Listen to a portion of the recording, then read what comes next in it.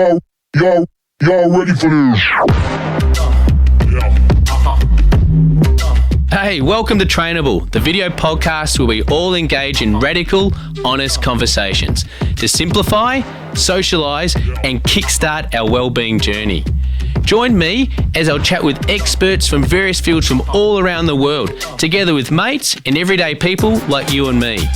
Together, we'll unravel the challenges we face in our daily lives and extract those valuable, trainable insights, cutting through all that noise out there in the industry. Think of Trainable as your virtual dinner party where we break down the complexity without the need for a PhD and focus on taking those simple steps to become better than we were yesterday. We're all on our unique journeys and there's just so much to learn from each other. I can't wait to share these enlightening conversations with you.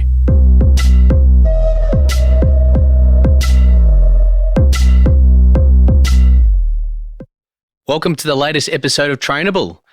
Today we've got an absolute cracker. We've got two very, very special guests. We've got Chris Judd. Obviously, a lot of people know Chris from his football career, but double Brownlow Medallist, All-Australian, Norm Smith Medalist, captain of a premiership team in 2016, life member, and actually recently into the Australian Hall of Fame as well, which was amazing. But I've known Chris a long time, and beyond football, he's just one of the lowest ego people I've come across actually on my journey, a really deep thinker.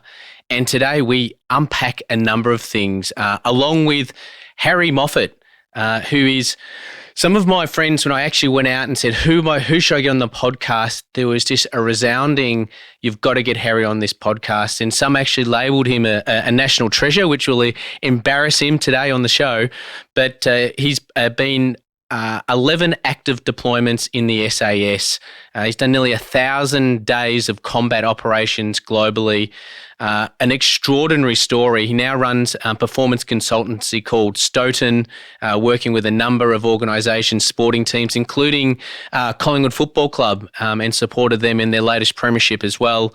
And, he's actually got a side gig as well since 1991. He's a lead singer in a rock band called The Externals as well. But today's conversation goes into, the stories we tell about ourselves, the questions when someone asks you, what do you do? How we transition through life, as well through the different careers, embracing change, and some of the real psyche around performance. What does it take to be a high performer? What are the sacrifices? And what are the areas, for us to be able to take away into our lives as we start thinking about, potentially what's next or where is my life going to take me? So I can't wait for the conversation today. Two extraordinary people, and I hope you enjoy the show. Welcome, gents. Harry, Chris, great to have you at Trainable today, boys. I feel pretty privileged to have you both on today. I'm feeling very short-stacked today, looking at your careers and so on as well. But I thought it was a great topic to have a chat around, the stories we tell ourselves. And, I think, you go out for a dinner or you're meeting new people at the local, school function or something. And always someone asks you, what do you do? And you kind of think about that for a second. And that is the question that often kind of defines us. And I look at both your careers and I just think it's just unbelievable. And, we've touched on it, but we'll go through a little bit more today. But I'm really interested that, about embracing change. As we go through our life, we build these identities about ourselves. Some people can move through life and some people seem to labour in a specific part of their life as well and stick to that anchor story. So it'd be great today just to kind of unpack it. And look, Chris, I might kind of start with you, mate. We've known each other for a while now. I think 2008, you came down to Carlton. I was probably a bit of a cheer boy back then as soon as you came into the rooms and kind of got to know you. I think what's really fascinating, mate, is just you're one of the most low ego guys I know. And even when we used to catch up, through your football days and post, we often don't even talk about footy. We talk about a whole range of other areas. And I remember 2014, I got a call from you leading into the 2015 season, and you said when we were talking about transitioning, I'm kind of weighing up whether I go on next year or not. And I remember I thought, geez, I've got to give the great man some advice here. Where am I going to pull this from?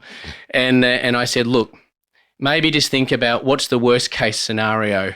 If something was to go wrong next year, what's the worst case scenario?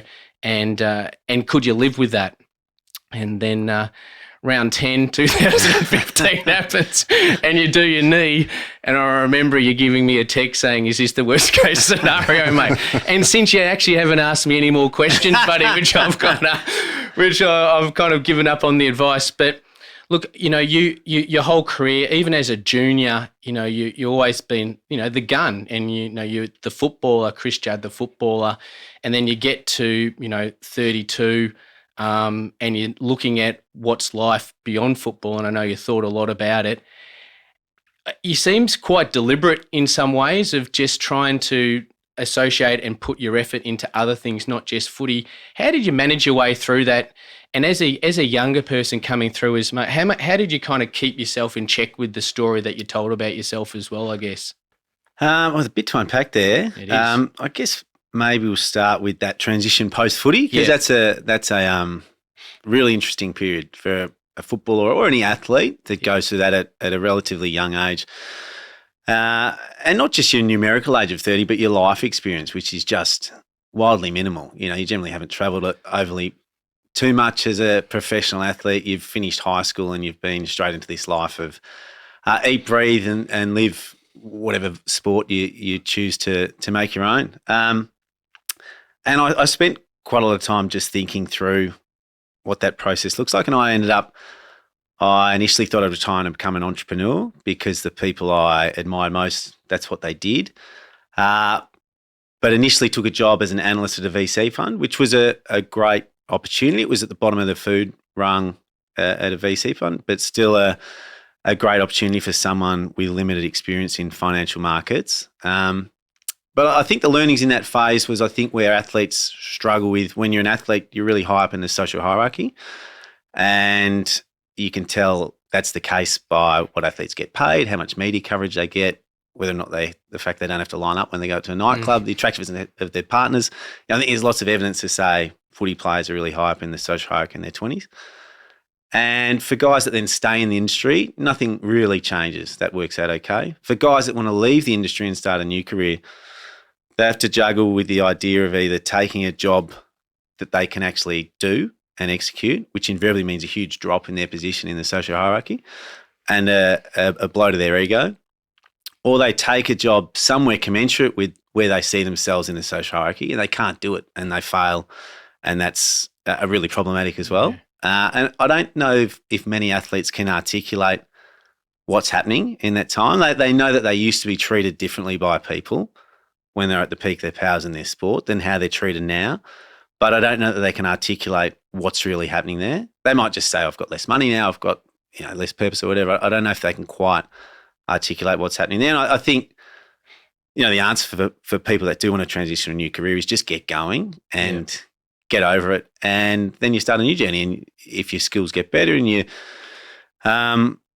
become more competent in your new vocation, you'll invariably move up the social hierarchy. And that's a natural second order effect when you get good at something. But the thing to chase is improvement and skill and reaching your potential, as opposed to where do I sit in the social hierarchy. And I think sometimes people don't fully understand the nuance between those two things. Do you see that, you would have come across a lot of people in your career as well?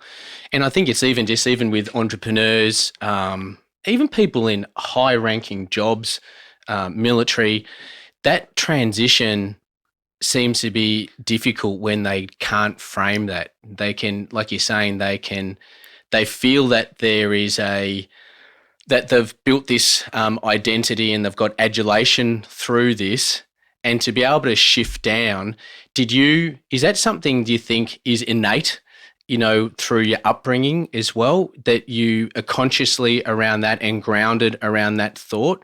Or is it something that you had to kind of seek some mentors with closer to the end as well? I think it was just something I sort of worked through by sort of reading and listening to ideas. But cascading down a hierarchy is uncomfortable for everyone. There's no avoiding that. But if you understand why you're feeling that way, it's more tolerable. And I think that's sometimes what people will struggle with is they don't really understand what's happening, and hence those feelings lead to greater discomfort because their origins are unknown. Yeah, and it's all that fear of failure and doubt as well. You know, I look at, I've still kind of built this story along the journey of Ryan, the young entrepreneur. I'm bloody 50 now, no hair.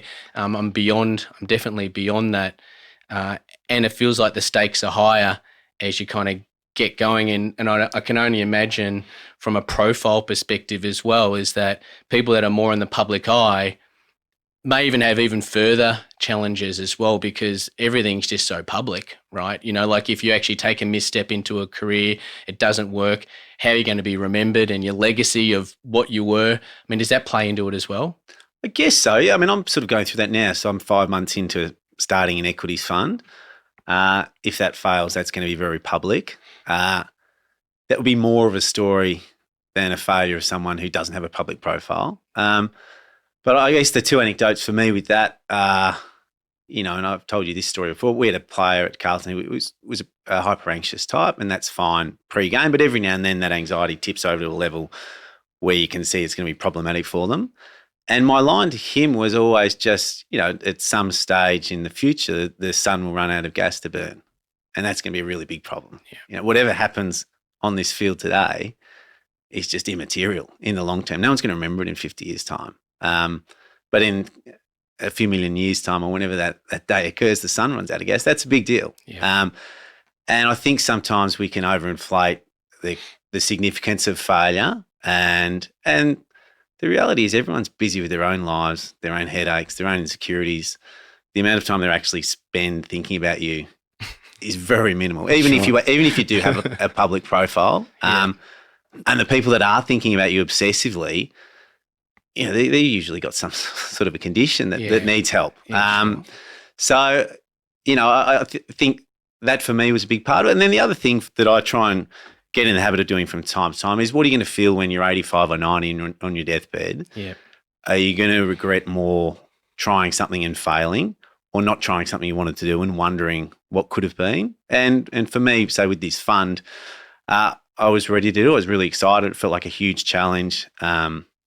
Been working with the young guys and analysts for 3 years, and it felt like a good opportunity to lock him in and for us both to reach our potential. And I'm wrapped we've done it, but the outcome's unknown. We'll wait and see. But I sort of feel I've sort of worked through some of those ideas only recently. That's amazing, mate. Hey, at what point did you go, I'm going into finance, or I'm attracted to finance? Was it something you always read about, or did you kind of just... Yeah, so I had a view when I first got drafted as an 18-year-old at West Coast. I remember the West Australian writing a complimentary story about me, and I remember feeling the emotion of that story making me feel good. And I thought, well, this is problematic, because if that story makes me feel good, there's a negative story coming at some stage in the future which will make me feel bad. And I've effectively outsourced control of my emotions to a third party. Yep. So I refused to read any football media or watch any football commentary on the news. And I started reading the Fin Review every day, because I knew there were going to be no West Coast stories in the Fin Review. And, the first year there were, 50% of the terms I didn't understand. After 2 years, there was, 15% of the terms I didn't understand. After 6 years, it felt like, the news in the Fin was a bit B-grade and I needed something more sophisticated. And so that was a natural evolution. I was investing throughout that phase and not investing overly well. And then when I was 28, met a mentor in Perth who founded a big broking firm over there, taught me how to invest. But even then, it still wasn't an obvious thing to do post-footy. What sort of changed my path a bit post-footy was doing a personality test and really having a clear understanding of what my personality was. And, it's quite an outlier personality in a lot of ways, and, highly disagreeable. There's some things that are unpleasant in there, but it's quite a suitable personality type to invest. The last thing you want as an investor is to be highly agreeable, and every CEO you meet, you believe everything what they're saying. Yeah. You know, whereas to run an operating business with a large group of people, I think I'd drive people bananas. So, but it took quite a while to work out that's what I was good at and that's what I enjoy. And I love ideas. I find dealing with HR problems challenging. But it just took a while to get to that stage where I realised that that's what I was suited to doing. Mate, and Harry, it's so good to have you on the show, mate. It was funny. I went out to a number of my friends and colleagues, and I had 3 or 4 people come back and said, "You just got to get Harry Moffit. You just got to get him on there." All my mates from a few good folk. Oh, mate, it's just it's terrific, and I kind of look. I mean, at your career, again, you're such a humble guy, but they described you as a national treasure. In a lot of ways, you must have plowed a lot of beer into these guys. But I look at your background. You've got 11 active deployments. You were obviously in the military for 30 years. I was reading 1,000 days nearly in combat operations, kind of globally. Even just in one of those deployments, getting injured around 2008, and I was listening to that unfortunate story about one of your mates along that journey as well, who was unfortunately killed through that time as well. And when we think about life, when the decisions you make are life and death at these certain stages, and I kind of try to zoom out in my own life sometimes and think the importance of things. But when you're in what you're in through that period of time, I can't even almost be institutionalized being in that environment, and then to kind of transition out of that. How on earth, mate, with that intensity, do you start to move and progress into, dare I say, a more civilian life? And how hard's that? Yeah, well, it's challenging, and there's a couple of things Chris said which really resonated, and I'm going to pick up and add to my lexicon. Your kind of social status. You referred to it as your social hierarchy. Yeah, and we kind of have a similar but a different one. It's probably more global. When you're in special operations, there's probably 5 key teams, if you like. From Delta in the US, 22 in SAS in SAS in UK, then Kiwis and Canadians and us. The SAS is Canada's JTF1, and so in the military ecosystem of globally, you have a social hierarchy, and you exist, for all intents and purposes, at the top of that. So I love that, because I think that's key, and why it's special. It means or resonates with me so much is one of the discussions I have with young soldiers now is, what's your plan B? And I had this discussion with a few Collingwood players and leaders as well, and it's pretty common now. Guys are looking and understand that the next game might be your last, and not just from an injury perspective, but you might just not make the cut, and that's kind of it, and lots of footballers do. And the same in the military. You might be injured tomorrow in training, and that those injuries can be career-ending. So, to start right at the beginning, I think that's something we do a lot better now is frame the conversation and the narrative and the story that people are telling themselves around. Okay, it's not forever. It's not a Cinderella story, and I need to have a plan B. And so I don't even care what it is, if it's reading the financial review, but just get on that journey and start adding that to your narrative. Don't let the SAS in particular, or the military, be all that you are. It's a piece of you are. But for me, I had a similar story to Chris. I loved psychology and philosophy. Never really thought I'd make any money out of it. I thought it was kind of fluffy and whatnot. But I just pursued that as a passion and kept reading. And then I thought, I might as well do some study.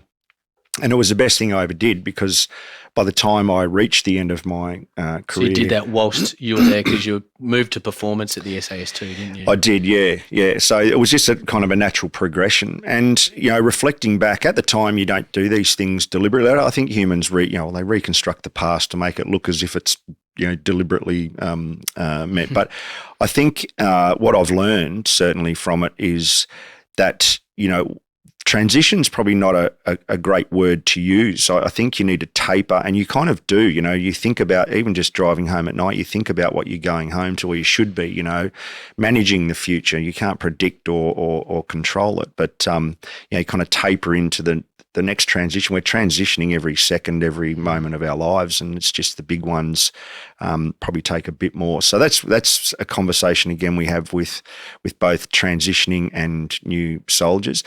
And out of all of that, I picked up on this term called liminality, which I think's really useful. And liminality is kind of the definition is you're betwixt and between. You're not no longer what you were, and you're not quite yet what you're going to be.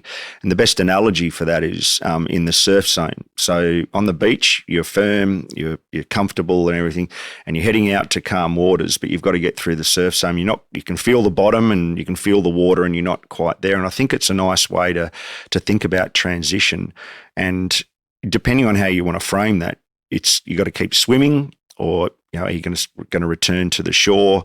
But you can be anchored on the shore. I think a lot of my friends, not a lot, but enough of them are. And I think the way forward off the beach, if you'll follow the metaphor, is by processing the past for those who are stuck. And that's exactly what you're about. That's my perspective on what you're doing here, is processing the residue of the things that might anchor you to the beach or keep you safe and comfortable before you move on. And if you don't do that correctly, I think that you're in danger of not getting past the surf zone.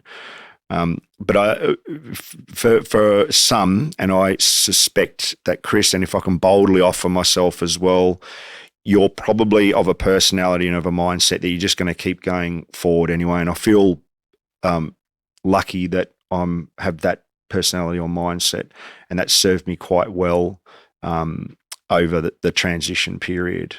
The return back to civilian life, I'm enjoying and embracing, and with all its challenges and its HR bloody problems.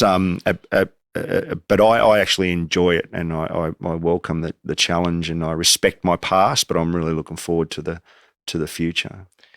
Can I jump in? Do you reckon sometimes when people are high performers, a trap can be on that transition to expect to launch into something that you're just as passionate about where you've come from, that you can then launch straight into? I think there's usually got to be a gap where you're sort of finding out and learning and thinking about what the next chapter is before it makes sense to launch 110% into the next chapter. I think sometimes people in that in-between period, if they see themselves as a high achiever, that's where the discomfort lies, because they're in that exploration phase. And I think they can sort of view that as being lazy or problematic, but it's really just working out where the next passion lies. I mean, post-football, everyone says you just need to find something else you're passionate about.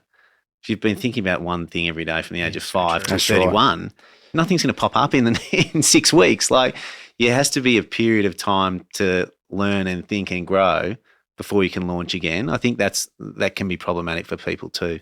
Yeah, the military does that quite well. We have a transition period, and there's a long leave period, and there's plenty of support. I think the military does quite well in that. But I agree with you that for the majority of footballers or military types, that's all they've done. So there's a lot of learned behaviour, a lot of pathways that need to unpack. We talk about taking some of the old furniture out and putting some new furniture in to the house of thinking. So absolutely, and that's where mentors, having people around you, work experience, which sounds like year 12. But I loved how you said I went and sat with an analyst and kind of started at the bottom again. I think that can help ground you, but definitely a period of reflection and processing the past for those who maybe haven't thought in career. That kind of started that tapering into the next life.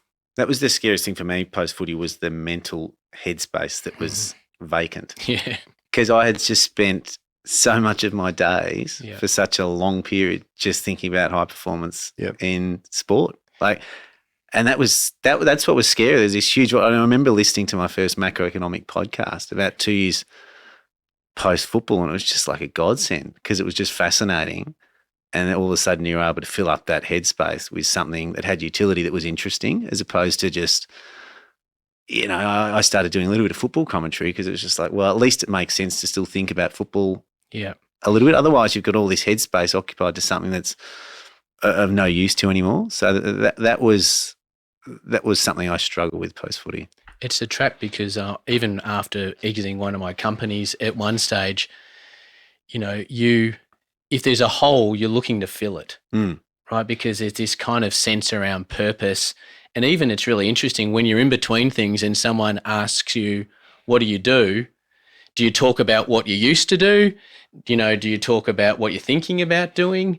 And I feel like, again, it's this kind of societal feeling like, you're proving your worth by what you're doing at that moment in time. So we're trying to fill ourselves with whatever that looks like. I wonder, when people are thinking about, you guys are lucky, right? And I feel very grateful as well, is that we've had a long career in a specific discipline, and then a lot of time you may not have actually found that even, right? So you look at societal's expectations of, what you should do, even social media these days around what the kind of perfect life is. If someone's kind of listening, trying to navigate through, where do they transition through life? There's so much noise around that. How does someone, from anyone's experience, and how to center themselves and try and cut through that and not just fill the hole, I guess? You mean fill the hole with desperately? Anything. Yeah, just with anything. To have poise. Oh, that's a massive question. It's a philosophical question. But for me, I just felt lucky that I was thinking about that ahead of time. My father's voice is ringing in my ears, and another one of the great mentors or great influences in my life, Gary Kingston. He was my first troop sergeant. I remember I went to K Troop, was the first team, I guess, that I went to in the SAS. I spent 12 years there, so I'm very attached. It's like the football club. If I wore the colours, it'd be black and red of K Troop. And Gary Kingston was the first one who planted, let it be some of who you are, but don't let it be all of who you are. And he used to say it with such, seriousness and gravitas that I thought that's worth listening to.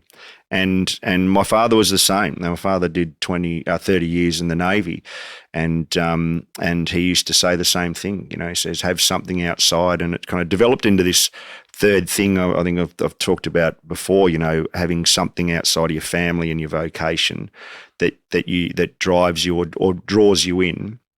And that can be different things at parts of your life. But I've kind of always felt that there's a third part, or there's an additional part. Is that the externals, the 1991 start of that famous actually, punk rock band that you made? Actually, we're recording tonight our seventh studio album's available in all good Spotify apps.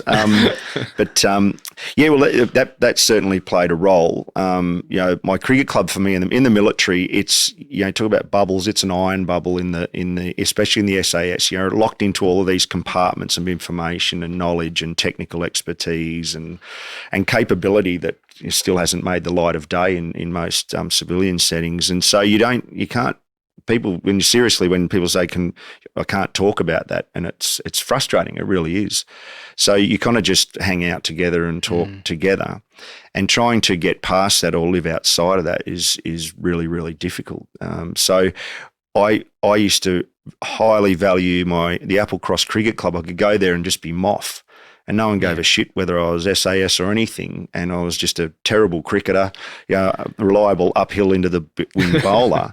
But it really is. I think though that if there's any advice to especially young men and women coming through now, I think take pause and have a think about what the next transition, what the next phase of your life is. It's really worth it. And for those who are trapped, get help. And when I say don't get help, I don't mean that from a psychology or a therapeutic.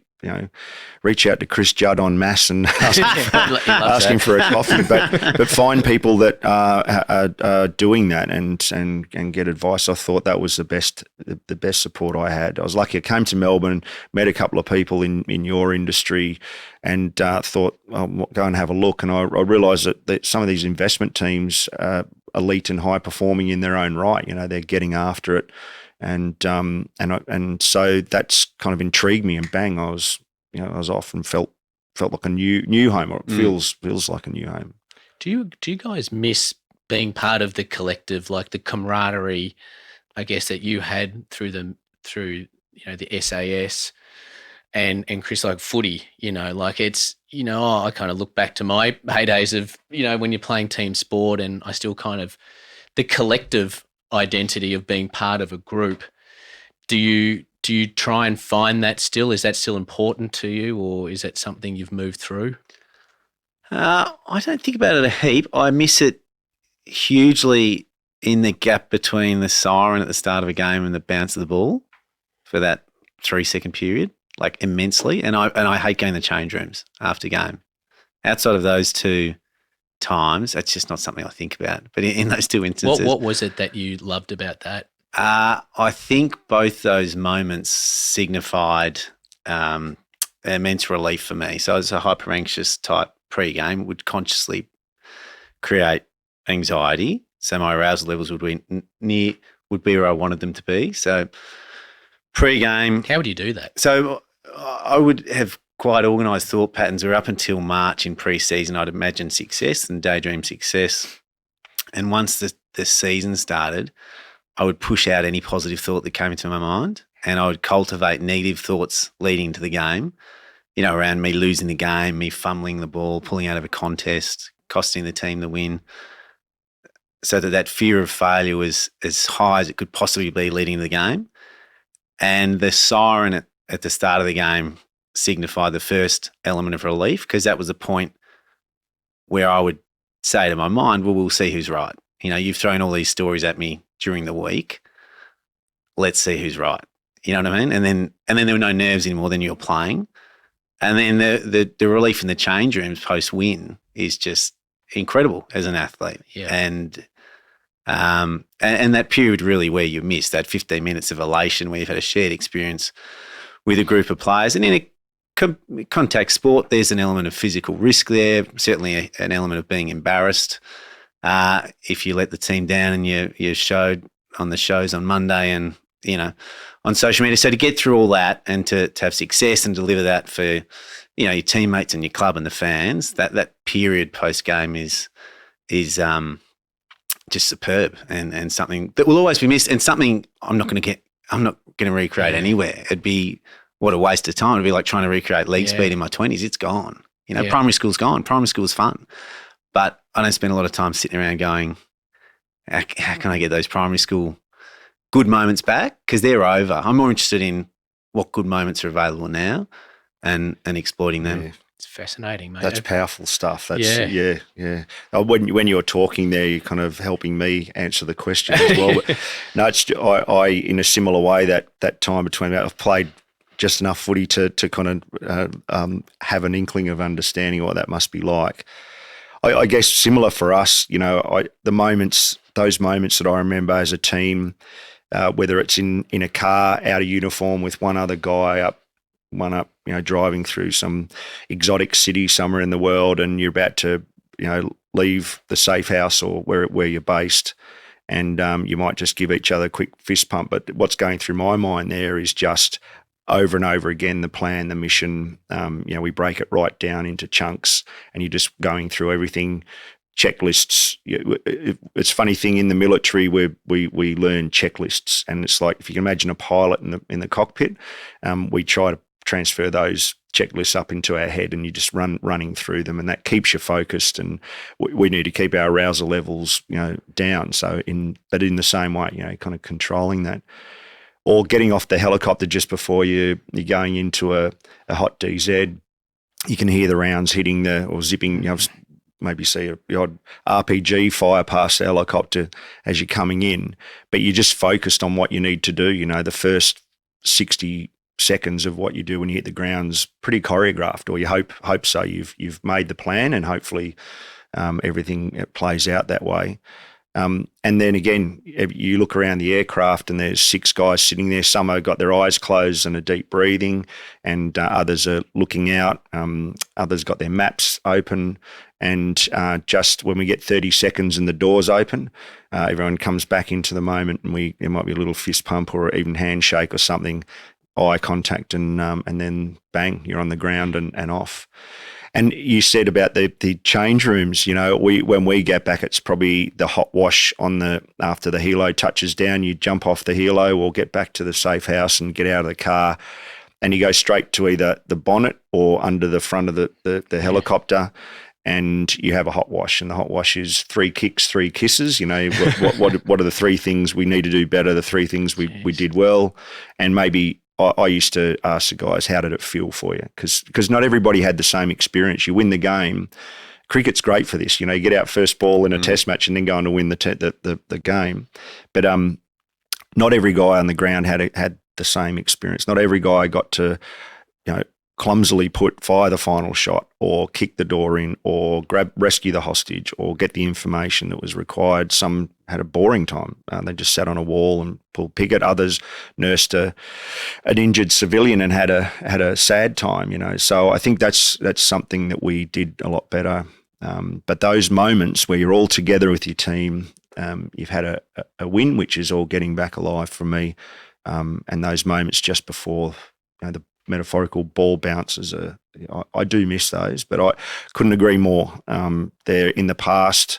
I love them. They're like a photo on the wall at home, but I'm really looking forward to the next moment. I can kind of create some energy and enjoy that. You wrote the book, the 11 bats and about the 11 deployments. It was just fascinating, like the symbolic nature of what each of those bats mean, the people that are on them, but also just some of the stories. And I was kind of listening to one which was around, that discussion you had with the Taliban one time around cricket, and there was, there's so many amazing. Yeah, they were watching us play cricket. Yeah. What happened there? Well, we it was in the Cod Valley, which I've been up to many, many times. It's owned by the bad guys, so to speak, so it's behind enemy lines, and it's a massive valley. It's 40 odd k's long and 15 k's wide. And we used to have skirmishes, and as I said, I spent a lot of time up there fighting and whatnot. And when we're up there in vehicles, you'd pull back to the middle of the valley and conduct what's called vehicle husbandry, communicate, all this type of stuff. Makes it sound bizarre, doesn't it? But we'd play a bit of cricket and relax. You could even take your shirt off, but they're watching us all the time from the hills, and we're watching them as well. We're listening on radios, and we were playing cricket, just a little backyard game, and the interpreter said, "Hey Harry, they're watching you." And I said, "Oh, is that right? How do you know?" And he goes, "Because I can hear them. We're monitoring just on Motorola radios you buy online." And I said, "Oh, is that right? What are they saying?" I said, "Well, they reckon you're rubbish cricketers, So they're having a bit of compass and a bit of commentary on us." So I said, "All right, well, get on there and let's get on there and tell them that invite them down for a game of cricket." So the interpreter did, and there was this pause, and I thought, shit, they're thinking about what do we do and who's going to umpire? No, but they came back and said, "Oh, well, no, you'll call the planes and you'll bomb us." And I said, "Well, fair enough, we probably will." Yeah. So that was, but it's unique, isn't it? Cricket, particularly in that part of the world, it's those that the enemy and 2 enemies coming together over a game of cricket. I thought you got a bit of a habit of that. You sent a translator over to get a bat in Pakistan as well. We did. John, he was a CIA interpreter. John, they're all called bloody John. But he risked life and limb, I like to think, dodged through checkpoints at night and, crawling back with a cricket bat on his guts across the border. It'd be remiss of me not to ask, you guys have achieved so much through life, and you've been very intentional.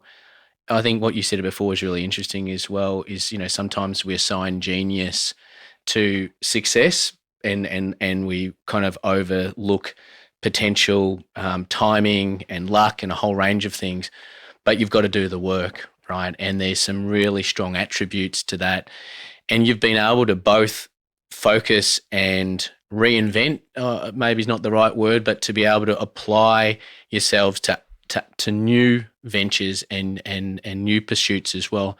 I mean, Chris, like if you're thinking that through and someone's listening, how would you kind of express your philosophy around success and driving and striving for excellence? I just think if you want to be better at something than someone else, or you want your group to be better at something than another group, you need to do things that are good for performance that they don't want to do.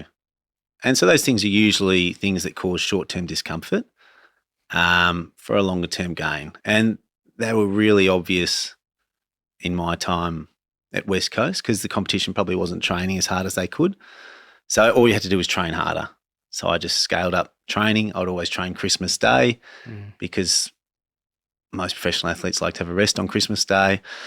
I would always train if I was hungover because it's a natural reaction not to. If I felt like I was going to vomit, I would keep running longer than most. And none of those things are material by themselves, but when you compound them on each other week after week, month after month, they create a moat. And it got more challenging later on in my career when the programs were more sophisticated. So then it was things like buying a reformer where people didn't want to spend the money or didn't have the space if they were living in an apartment. Today I look at the number of footballers on social media and I think social media is a negative for performance on average, yet everyone's doing it. So I mean, what a gift to not do that. But that creates short-term, social media creates a short-term dopamine hit. So everyone wants that short-term comfort. So these opportunities are everywhere. People just choose to avoid them because they involve some short-term pain. And investing world's not too dissimilar. I mean, investing, if you look at any Ponzi scheme that ever existed, the returns are smooth up month on month because investors hate volatility, particularly when they're not in control of making the decision. And so funds naturally manage that month-to-month volatility quite a lot because it appeases the short-term discomfort of their client base. But in the longer term, trying to do that, you miss out on significant gains. And people that have built up a significant amount of personal equity like Warren Buffett or the great investors, their investor base will put up with that volatility because they've got so much faith in the manager. But that's one of a few examples that we're looking to implement. I mean, not managing month-to-month volatility, being in companies that are too small for other funds, generally looking to do things that others won't that can help performance. I think that's a pretty simple formula for all sorts of fields. It's interesting, and I'll chat in a minute, Harry, but this, Chris, I remember about 2010 we had a chat and I don't know why it stuck in my mind and definitely not derogative to any players or anything like that, but, the transition from West Coast to Carlton and around mindset, right? Sometimes some players' mindset is to make AFL, and that's the goal that they've achieved. And then there's some group when you get together, success is to win a premiership as well. And, when you think around, mindset, sometimes I guess what you're saying also is that, if we focus too much on the short term, what are we actually kind of striving for more of a long term and not just being so reactionary to the white noise that's around us, I guess, as well. But how much is mindset play into all of this, do you think? You've got to answer like it's a positive for me, mate. Otherwise, you'll throw me on the bus. I think that's the whole game. That's what sport really is. And investing's not dissimilar either. I mean, I was saying to Harry before, investing is sort of a chunk of history, a chunk of psychology, and a little bit of math. But it's that psychology is I think the most important part. And I think it's the same with sport. The internal dialogue that athletes have with themselves, half of them are almost like quasi-psychologists because they've actually lived through problem solving so many of these sorts of things. So mindset's the key, and having a strong enough reason to go through the suffering. Yes, that's a good point. Because otherwise you get through that period of discomfort and you stop pushing and someone else will keep pushing. And invariably what causes them to keep pushing when someone else stops is a clearer view of where they want to get to. That's great. And this is your wheelhouse, mate, because obviously, with the work that you do, I know that you've worked with a lot of, groups that I know through a few good fellas now and a range of things, but around high performance as well, you've been life and death. You're now helping organisations. You worked with Collingwood last year, which helped them get a premiership. It's not great for us, Chris, but we'll deal with that. Yep. It's a very, very small role, but wasn't it an amazing journey? Yeah. What's the attributes, do you think, when you see high performance and you've seen it across a whole range of spectrum in society? What do you put it down to? Yeah, I'm going to go with Chris. Lean on Chris again here. Preparing while the enemy's sleeping. Being and that includes sleeping yourself, of course, looking after yourself. But being able to prepared to do the additional work that others around you won't. There's a lot of psychology in it, and foremost is our intellect and our cognitive disposition and our personality. They're things that travel with us, like our muscles and our bones and our eyesight, etc. These things are built into us, and so there is a bit of lottery to it. And we often don't stop and tilt our hat to luck and randomness enough. And in finance, that game, there's quite a bit of that to navigate. So, I think that is the difference. And not everybody's going to rise to the level of high performance, and not everybody who gets there is going to be able to sustain that. Because the testament to that is many footballers fall by the wayside, or they can't keep up with the demands for long periods of time. I look at you, and I look at Scott Pendlebury, and these guys have not only performed at a super high level, but they've actually it's a grind in the season just to get up each week, and that they do it with relish. And I think that's a key characteristic. And you talk about suffering too. I want to all respect to people who suffer the tragedies of life, but in the realms of high performance, if I can use a small s suffering, yes. It's a privilege to be there. I say to guys, you're doing the hard work. We're probably more ruthless, or ruthless in a different way to sports. Well, in fact, probably the same when I really think about it. If you weren't making the cut, you were cut, or you were carved out and put into the B side or wherever, and then you have to prove yourself again. And that hard work, the way we would posit it, is it's a privilege to have this little bit of felt or this jumper that you wear on your hat. So, the suffering that goes along with that, the hard work, the nights out of bed, the days without sleep, the time away from your family, that's sacrifice. That's kind of key. If you're not up for it, that's cool. You can head back home. We'll respect you. Thanks for turning up. We appreciate your effort. But that we can't have those kinds of people. We need the people who can sustain that. And I think, and that's just the reality of high performance. Coming into the civilian world now, and I'm trying to find out where I sit. And that's exciting too, because, remember that these are the good old days. So don't ever waste them. And the journey is the key.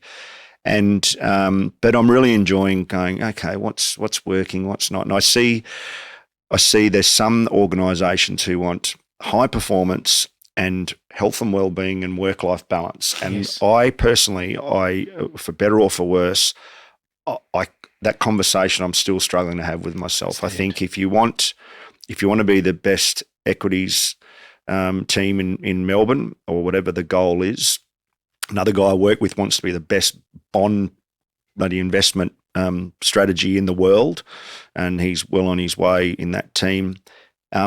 It takes 24/7 sacrifice, and it might take a few years off your life, and if you don't look out, it might cost you that. But there is a manifest, self-evident step up, and I think you've got to ask yourself: are you willing to run on Christmas Day and through hangovers? And if you're not, then you probably are going to flounder a bit. I think. Such a good point.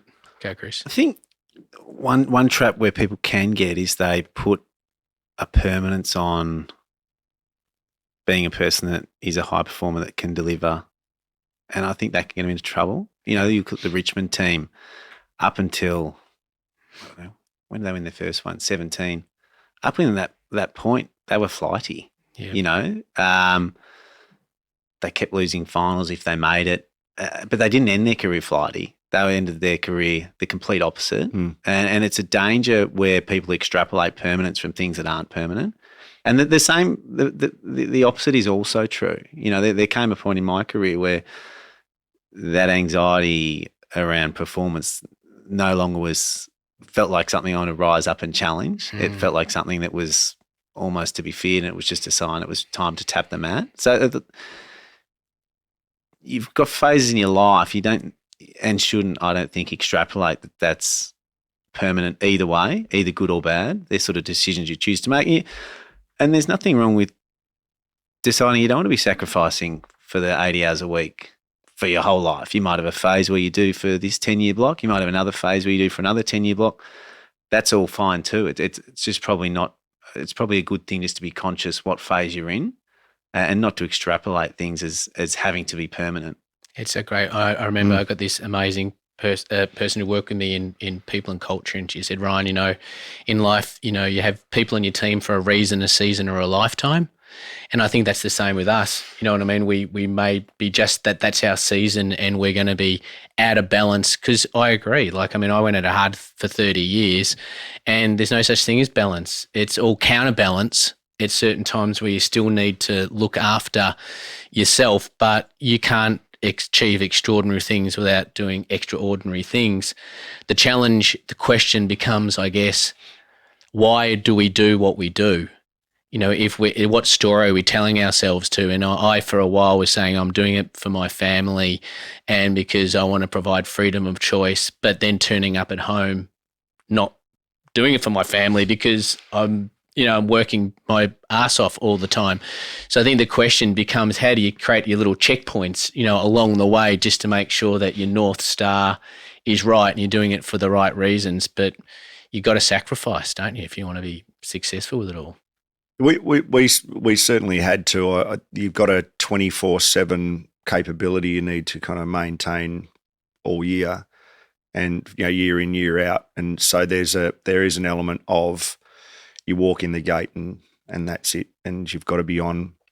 But to Chris's point, it becomes then about the leadership managing those seasons or those moments. You mentioned earlier, I helped set up the first human performance program in the military in Australia, and begged and borrowed from football and sports who were doing it really well, and also from a couple of an experience I had with the Navy SEALs in the US. And that's a better way forward for us, because it was kind of suck it and survive. Yes. And if you can't hack it, the train rolls on, we'll throw you off the next station and keep going, But we realise now that there's too much churn, and the longevity of an SAS soldier's, not in the realms of double figures. But I think it is better handled these days. And it's also managing families as well. Yeah, when you're spending 9-10 months of the year away, just being the only touch point's probably not good enough. We need to make sure that the unit is wrapping their arms around the family. So that for that period that you need to be all in, and it's going to cost you in terms of psychology and your body and family. But the sense of identity, it's a funny one. I think in the veteran narrative at the moment, I'm not sure about footballers, but the veteran narrative is at the moment that you leave the tribe and you need to reestablish purpose, and you need to reestablish what your goals are, etc. I kind of think a little bit differently. I feel like at 12 years old, you're in your tribe. Whatever that is, and for better or for worse, it is. And at 16, something happens, and you find yourself good enough or interested enough to or inclined enough to want to pursue something, and off you go. And it's the great Odyssey and the Iliad, isn't it? That Homer wrote about 3,000 years ago. The hero's journey, as George Lucas turned it into. And I think you don't leave your tribe when you leave a footy club, or actually I won't speak for you, but I'll make an assumption. But when you leave the military, you're actually returning back to something. You're not leaving something. And that's a deficit model in my thinking. I think the asset mindset is that you're leaving something great and wonderful and a great experience, but you're actually returning back. And that's the challenge. The challenge is to come back changed. And guess what? In the village you're returning to, whether that's going back to your home country town, real or not, but in that mindset is that you have great comfort knowing that you're returning, and there's old grey heads out there that are there waiting for you at the edge of the village saying, hey, you need to go and spend some time by yourself. You need to take a break, go and process what you've been through. But look at us. We're functioning, happy, family, community connected. We're here. We're the example, the next example for you. So I think that there's a bit of a danger in breaking your life up into kind of these segments. Yes. So I like to think of 12-year-old Harry Moffit. Yep. So he's firm in my mind. He was happy, barefooted, bloody going to school, riding a horse, whatever he was doing, playing cricket. And 55-year-old Harry is the same bloke, but that's the journey's been the journey. It's just got these kind of bolt-ons along the way, So I just think that's a different way to look at it, and it's helpful for me too. It's an amazing metaphor, mate. I think it's a great way. I think I'm valuing your time both today as well. Is there any other things that just before we kind of wrap up today that you wanted anything else to say? I'm going to obviously want to hear more about what you're doing as well, Harry, but is there any other things you want to add today? I think Harry's hero journey was a very neat way to finish. Oh, I know. Yeah. Well, I got a question for Chris real times. My working thesis is that some of the investment teams could benefit from the high performance programming that you see in sports, and obviously you're not going to put a bench press in that, although I'd love to see a gym in your office or running machines or whatever you do, because I think that's actually in the future. But how does that thought grab you immediately? So you can just get on with playing the game, and instead of having HR kind of, you've actually got someone in there to monitor and look after your physiology, your sociology, your psychology. Or does that resonate immediately or not? I think so. I mean, I think the advantage athletes have is they've been dreaming of doing that vocation from the age of 4 or 5. Yeah. So often the excitement levels or what they're prepared to sacrifice is just higher than someone who's doing a job, just broadly speaking. Yeah. But I think, I think certainly what athletes get good at is those incremental edges, and I think finding them in the investment landscape is a huge opportunity. Yeah. Yeah, and freeing up time and even as you'll be discovering, just the amount of time spent on compliance or other things which are sort of necessary, well, not evils, things that need to be done, but not all that value accretive certainly to investment performance. They're value accretive in the sense that they stop value destruction. But I think finding those incremental edges, however they may be, is a big opportunity for all walks of life. Yeah. Fantastic. Chris, if anyone wants to kind of follow more around, Chris Judd Invests, or there'll be links in the show, where do they go? Monthly reports, the Serity Macro Fund at our website. There'll be some new podcasts in the year, and not overly active on social media, so don't bother. Good on you, mate. Everyone's following Beck anyway, mate. So she's the important Beck's busy. one. She'll catch it. She'll catch it if you DM her. Catch you there. And Harry, more about what you do as well. And obviously, it's Stoughton. Is that right? Yep, Stoughton Group. Stoughton is the famous Victorian, or should be more famous, Percy Serity, who's I reckon kicked off the whole modern high performance kind of chat. Our fund is called the Serity Macro Fund. Is that right? Just after the great Percy Serity. So what a coincidence. Mate, good on you, mate. He's enigmatic, bit divisive, but all disruptors are. How good was I loved his biography. Sorry. Same. Yeah. No, not all. I could talk about him. I love him. And I look like him. And we'll get into that. But at 55, he turned his life around. Or 50, he turned his life around. But so Stoughton, and that's his philosophy, and for what it's worth, and it's portmanteau from Stoics and Spartan lifestyles, so Stoughton Group. And we're working out what we're doing, but I spoke a little bit about our philosophy. But, there's the other places, of course, the book 11 Bats is available at all fine bookstores, and keep an eye out for the externals we're recording this weekend. If you like your Melbourne punk rock. I'll put a link in the. I'll put a link in the. Go hard. It's a good one. Just to. I'll get a case of beer out of that advert. So. That's fantastic. Well, thanks very much for your time, and I really appreciate it. And I hope a lot of people were able to take some stuff away, and I think it's highly relatable today, and definitely seeing a new side of both of you as well. So thanks very much. And if you are listening, make sure you kind of subscribe to the podcast as well, so you know when the new ones are dropping as well. But thanks very much, and thanks for coming in, gents. Good, Ron. Thanks, mate. Good really stuff. Enjoyed it.